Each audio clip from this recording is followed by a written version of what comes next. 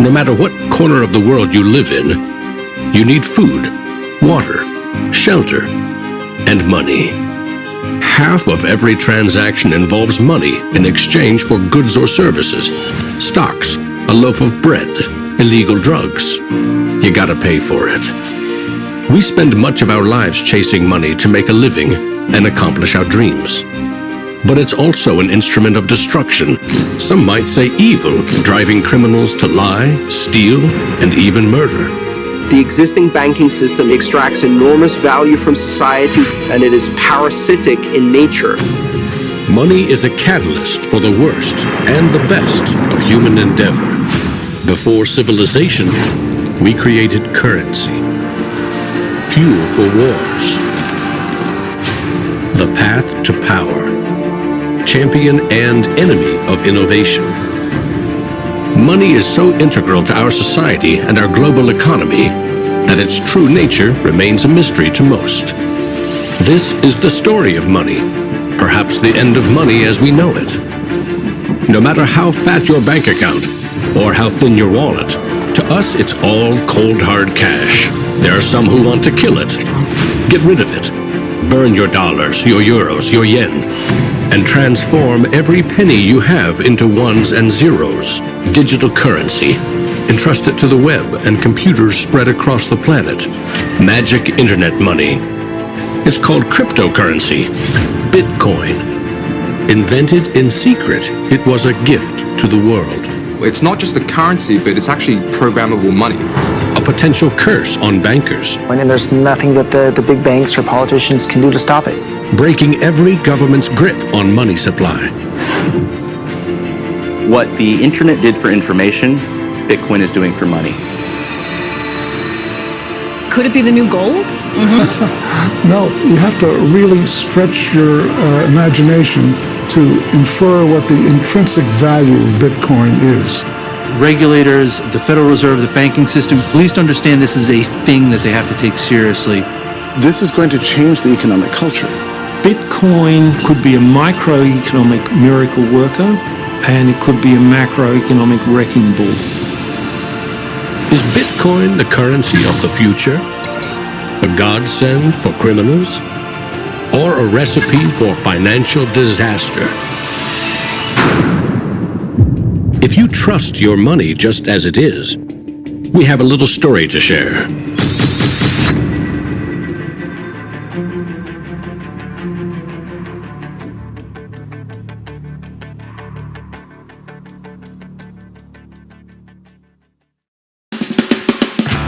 Once upon a time, there was a big party with everyone standing around the punch bowl, drunk.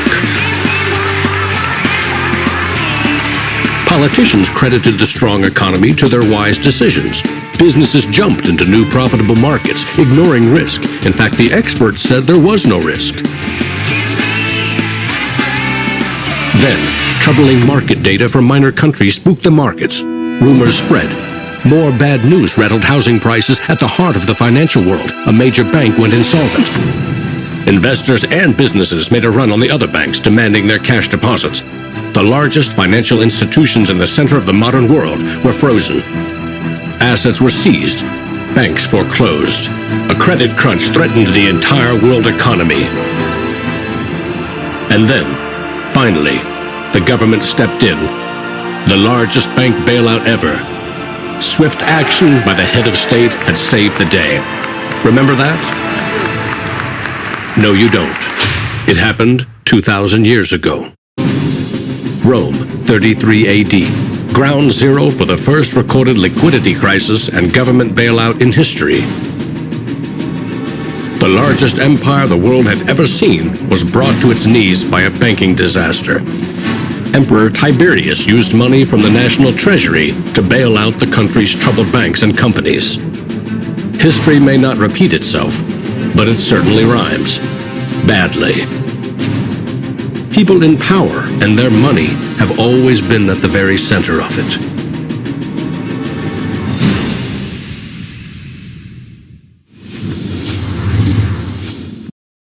Meet the story of money is as old as civilization itself. When we lived in small tribes, keeping track of debt was easy. You owed somebody a load of firewood. A neighbor owed you a piece of meat. Credits and debits were kept in your head, a mental ledger. Currency is a language that allows us to express transactional value between people. It's technology that's older than the wheel. It's as old as fire. When humans wanted to trade outside their tribe or village, they needed something everyone could agree had value, something scalable. Enter commodity monies.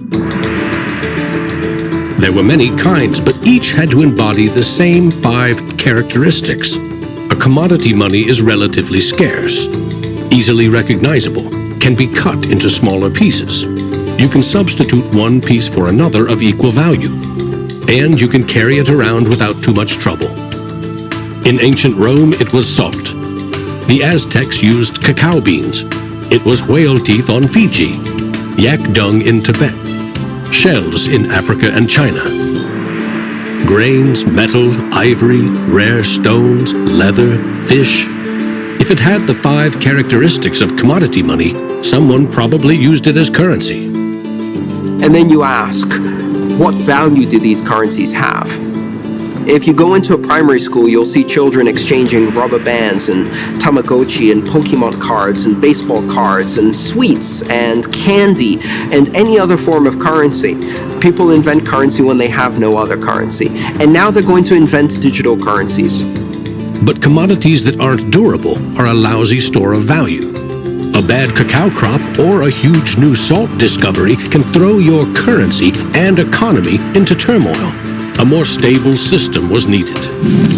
About 2,500 years ago, the first metal coins were minted in China and in what is now Turkey. These coins shared the same 5 characteristics with commodity money, but were also very durable. In some cases, coins are the only thing left of entire civilizations.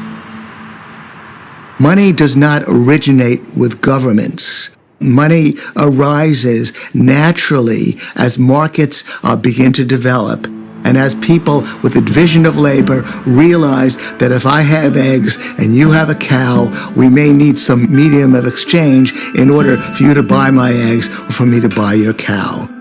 Coins were an objective and universal unit of account, and they allowed people to buy and sell goods over vast regions. The market economy was born. Coins worked, but only if people trusted that the king or emperor who issued them wasn't cheating on the metal content. Using coins also meant that an authority now controlled the supply of your currency. Money and political power were inextricably linked, centralized. Minting coins in a steady and predictable manner allowed economic growth and stability. The wushu coin in China retained its value for 500 years. In Constantinople, the solidus lasted for 700 years.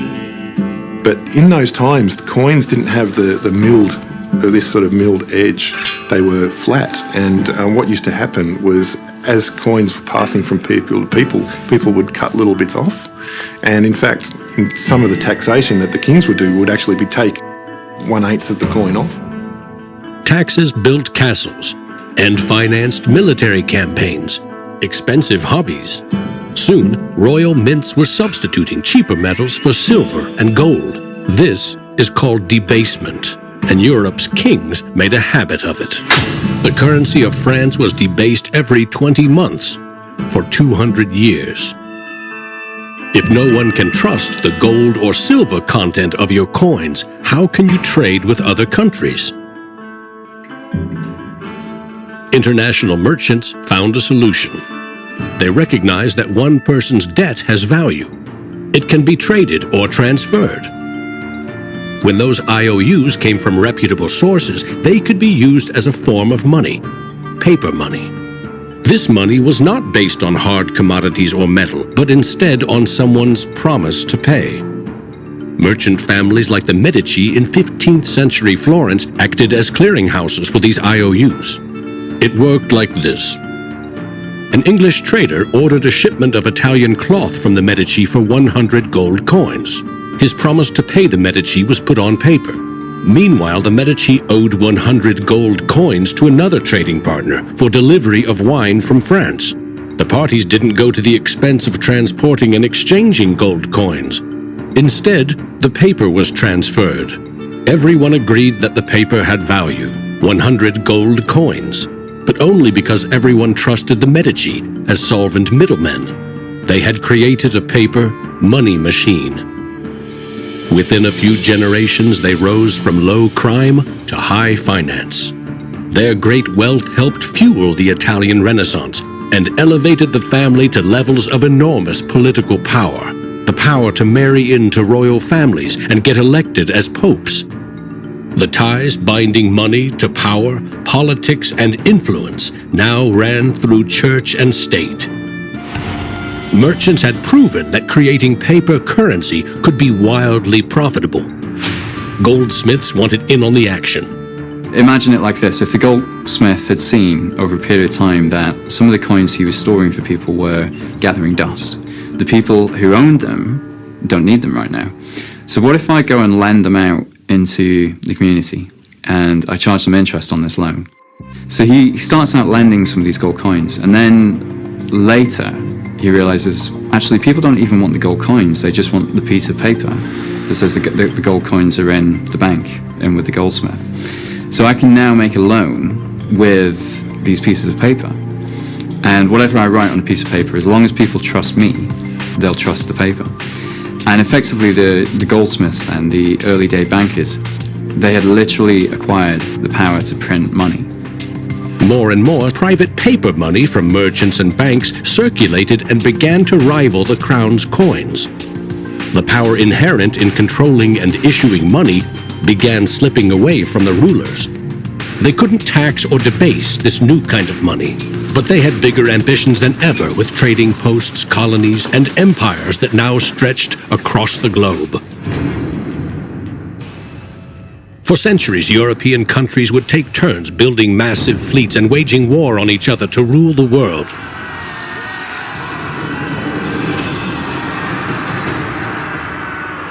Government wanted to take the people's money in order to finance its wars. That's essentially the history of money. Money and warfare go together.